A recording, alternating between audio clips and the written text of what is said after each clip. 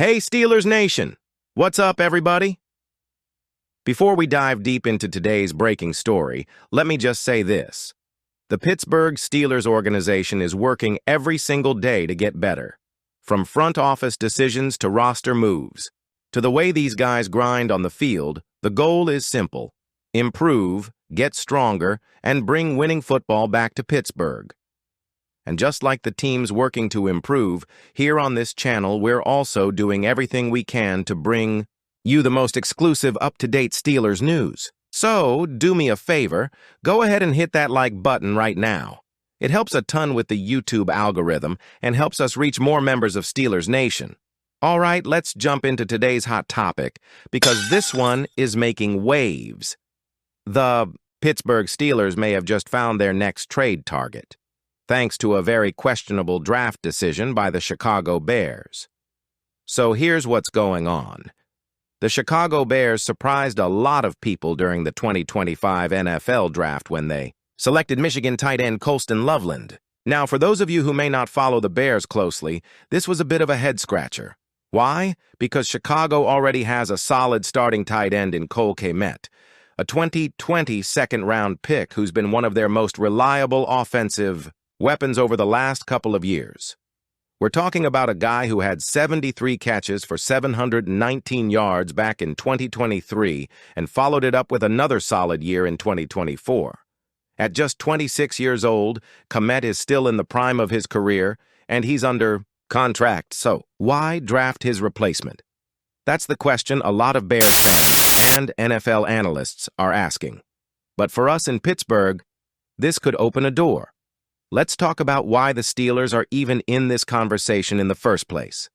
Heading into training camp, Pittsburgh's tight end depth took a massive hit. First, Donald Parham Jr., the 6'8" red zone threat the Steelers signed in free agency, suffered a devastating torn Achilles. He's done for the season. Then, rookie J.J. Galbraith, who many fans were excited to watch develop, picked up an injury during off-season workouts. His status for the start of the season is now up in the air. That leaves us with three healthy options: Pat Freiermuth, Darnell Washington, and Connor Hayward. Now, don't get me wrong, Freiermuth is a great receiving threat, and Washington is a beast when it comes to blocking. But losing Parham means this room lacks a true dual-threat tight end who can block and consistently move the chains as a receiver. That's where Cole Kmet enters the conversation. NFL insider Cody Benjamin from CBS Sports recently floated the idea that the Bears could look to move Kmet. Why? Because their new head coach Ben Johnson might want to go all in on the younger Loveland right away. Here's what Benjamin said.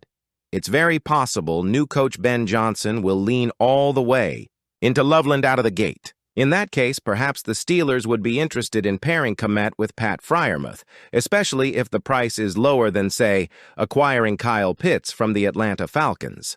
That's a huge statement.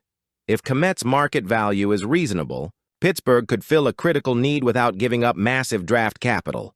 So let's imagine this trade happens. What does Cole Kmet bring to the Steelers' offense?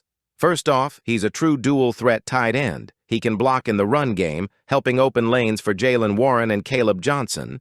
He can also be a reliable target on third downs and in the red zone. And with Aaron Rodgers now in Pittsburgh, or even if it's Mason Rudolph or Will Howard under center, having a tight end like Kmet could be a game-changer for short and intermediate routes, especially with Rodgers. We all know how much he loves throwing to tight ends who can win contested catches over the middle. Speaking of Rodgers, yes, fans have been a little frustrated that he hasn't taken part in full-team drills yet during minicamp. Steelers insider Ray Fittipaldo commented this week that while Rodgers looked sharp throwing on air, he didn't participate in 7-on-7 or 11-on-11 drills. Coach Tomlin says it's all part of the plan. Rodgers is focusing on learning the playbook before going live in team sessions. But let's be real, with the offense still coming together and Rodgers expected to be a full participant at the start of training camp on July 24th, now is the perfect time for the Steelers front office to go out and add reliable, experienced weapons for him. Adding Kmet now would let him build chemistry with Rodgers before Week 1. The Steelers face a choice. Do they stand pat and hope Freiermuth and Washington can stay healthy for a full season, or do they make an aggressive, calculated move for Kmet, a player who could immediately raise the ceiling of this offense? Even if Rodgers wasn't here, the move would still make sense for Mason Rudolph or Will Howard. Both quarterbacks need dependable chain-moving targets who can bail them out when plays break down. After months of waiting, speculating, and honestly, worrying, Steelers Nation finally has a reason to smile when it comes to this offense. With Aaron Rodgers officially under contract and set to lead the offense in 2025, the next big focus has shifted to the guys protecting him up front. The offensive line.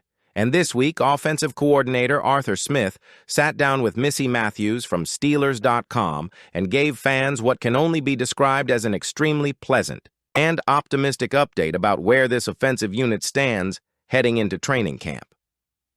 The offensive line. From chaos to stability, Steelers fans, you don't need me to remind you how rough the offensive line situation was in 2024. We had injuries, left and right, rookie starters thrown into the fire, and what felt like a never-ending game of musical chairs just to get 5 healthy guys on the field. Before the season even started, starting center Nate Herbig went down with a season-ending injury. That forced rookie Zach Frazier into action way earlier than expected. Then injuries struck at right guard, opening the door for another rookie, Mason McCormick, to step in. Throw in the fact that Troy Fautanu, the Steelers' 2024 first-round pick, played just 1 game at right tackle before a devastating knee injury. And yeah, it was chaos. But here's the good news. According to Arthur Smith, 2025 is already looking a whole lot different. Arthur Smith. We're way further along than last year. During his interview, Smith didn't hold back when talking about how far this group has come in just 1 year. These guys have been around each other, not just on the field, but off the field. The least amount of movement we've had is in that room, which is awesome.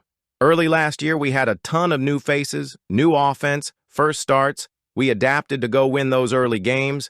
We're way further along in that group than we were a year ago. That's music to the ears of every Steelers fan worried about keeping Aaron Rodgers upright this season. Smith also pointed out that having consistency and chemistry across the offensive line is key, not just for pass protection, but also for creating a more dangerous run game. Broderick Jones, finally back at left tackle, one of the biggest storylines on the offensive line. Broderick Jones, the Steelers' 2023 first-round pick, is finally moving back to his natural position at left tackle. Up until now, Jones has mostly played right tackle in the NFL, but in college at Georgia, he was dominant on the left side. 2025 will be his first true shot at owning that position in Pittsburgh. Meanwhile, Troy Fautanu, finally healthy, will take over at right tackle.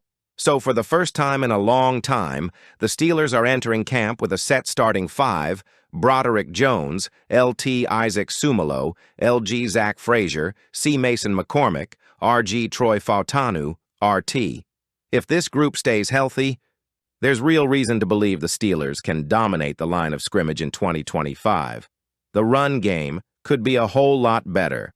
And that brings us to the next part of this exciting update, the run game. Smith made it clear that with better line, chemistry, and more experience inside, the ground attack should look much more explosive this season. Jaylen Warren will likely be the featured back, but keep an eye on rookie Caleb Johnson, who's turning heads with his speed and vision. And don't forget Kenneth Gainwell, who adds versatility as both a runner and pass catcher out of the backfield. The group is younger, more explosive, and with a healthy offensive line, there's real potential for the Steelers to control the clock and wear down defenses. Something they struggled with in 2024, protecting Rodgers, the top priority. Let's be honest. When you sign a 41-year-old quarterback, your offensive line becomes more important than ever. Rodgers may still have one of the sharpest football minds in the game, but he's not the mobile escape artist he used to be in Green Bay. Keeping him Protected in the pocket is priority number one. Smith knows this.